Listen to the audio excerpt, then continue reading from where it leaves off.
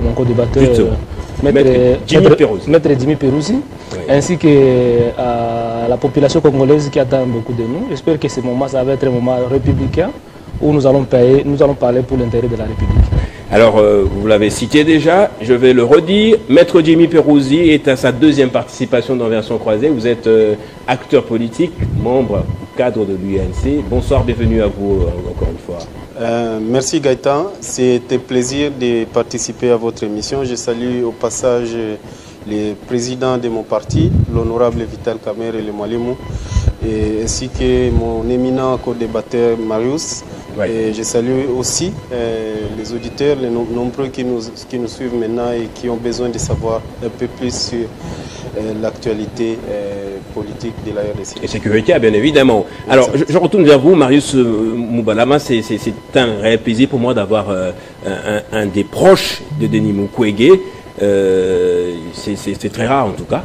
C'est très rare. Mais sinon, le chef de l'État, en parlant de Denis Mukwege, il l'a présenté comme un bon opposant, c'est-à-dire qui peut s'acoquiner, avec qui il a peut-être quelques accointances ou qui partage ses avis, ses idées. Alors comment pouvez-vous expliquer cela? Oui, merci beaucoup, monsieur Gaëtan. Denis Mukwege, c'est un républicain, comme je l'ai toujours dit, un patriote.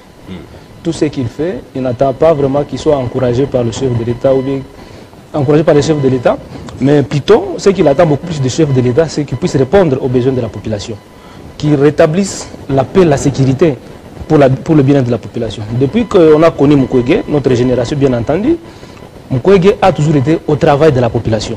Il travaille pour le bien-être de la population, n'est-ce pas?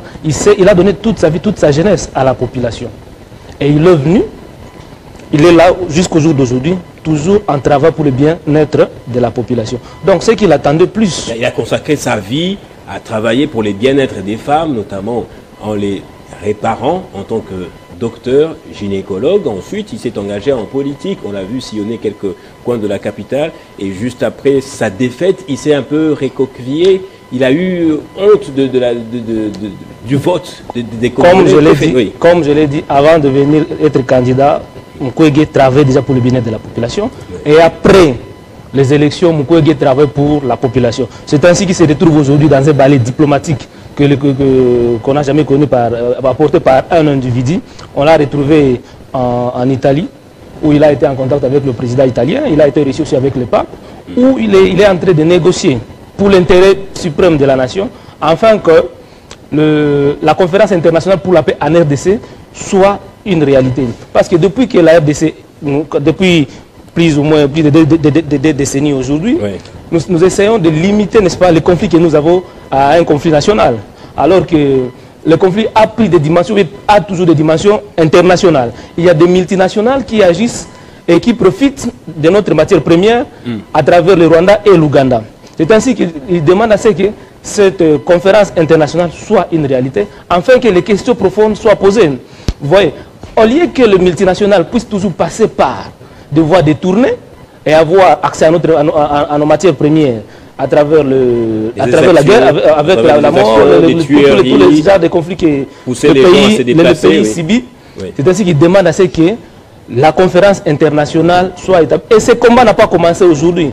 Vous allez vous rappeler qu'en 2010, parce que Mukwege aujourd'hui c'est un atout diplomatique pour le pays, pour la République démocratique du Congo. En 2010, il a réussi, n'est-ce pas, à faire voter au niveau de l'ONU une résolution sur la commercialisation, n'est-ce pas, et l'exploitation de matières premières, ce qu'on appelle matières de sang.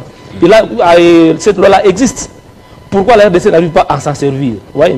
Et donc c'est dans cette diplomatie-là que le Dr Mukwege est depuis belle lurette. Il travaille, comme je l'ai dit, pour le bien-être de la population. Tout ce qu'il peut attendre. Mais il n'est plus fâché. Son dernier communiqué montrait quelqu'un qui a été un peu désappointé par le vote ou le voix qu'il avait obtenu. Il a à peine ou à peu près dit que les Congolais ne savent pas ce qu'ils veulent. Vous savez, les élections, nous les avions... En fait, l'opposition dans son ensemble avait décrié les élections. Pour nous, le pays n'a pas connu des élections qu'il fallait qu'on organise. Oui. Parce que nous savons tous comment est-ce que les élections ont été organisées. Le machine était entre les mains des gens. Les élections ont pris, n'est-ce pas, plus de 5 jours au lieu d'une seule journée.